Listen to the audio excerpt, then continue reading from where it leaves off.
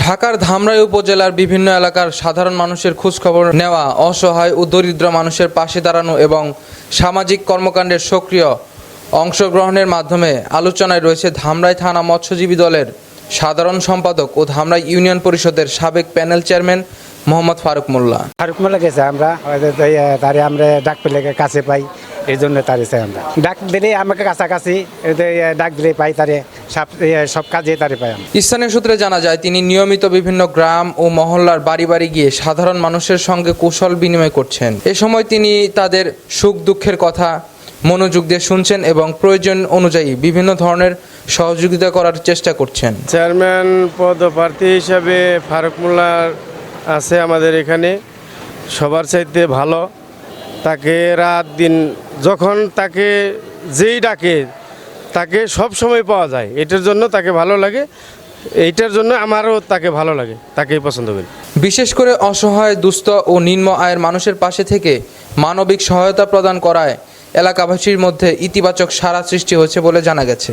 এলাকার বেশ কয়েকজন বাসিন্দার দাবি, একজন জনবান্ধব ও সহজে যোগাযোগযোগ্য ব্যক্তি হিসেবে মোহাম্মদ ফারুক মোল্লা ইতিমধ্যে মানুষের আস্থা অর্জন করেছে। তাদের মতে ভবিষ্যৎ ধামরাই ইউনিয়নের উন্নয়ন ও জনসেবার স্বার্থে তাকে চেয়ারম্যান হিসেবে দেখতে চান তারা।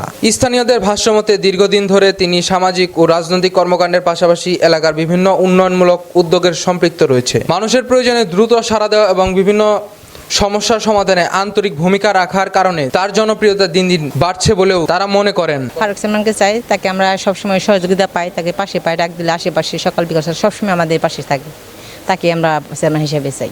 এদিকে স্থানীয় রাজনৈতিক অঙ্গনে আলোচনায় রয়েছে যে মোহাম্মদ ফারুক মোল্লা আসন্ন উপজেলা নির্বাচনে চেয়ারম্যান পদপ্রার্থী হিসেবে প্রস্তুতি নিচ্ছেন। রাজনৈতিক বিশ্লেষকদের মতে নির্বাচনকে সামনে রেখে জনসংযোগ বৃদ্ধি এবং সাধারণ মানুষের সঙ্গে নিয়মিত যোগাযোগ রক্ষা একজন সম্ভাব্য প্রার্থীর জন্য গুরুত্বপূর্ণ বিষয়। এ ধরনের কার্যক্রম ভোটারদের সঙ্গে সম্পৃক্ত এবং ভোটারদের সঙ্গে সম্পর্ক আরও দৃঢ় করতে ভূমিকা রাখতে পারে। ফারুক মোল্লার প্রত্যাশা, নির্বাচনী প্রতিদ্বন্দ্বিতা যাই হোক না কেন, এলাকার উন্নয়ন, সুশাসন এবং জনকল্যাণমূলক কার্যক্রম ভবিষ্যতেও অব্যাহত থাকবে।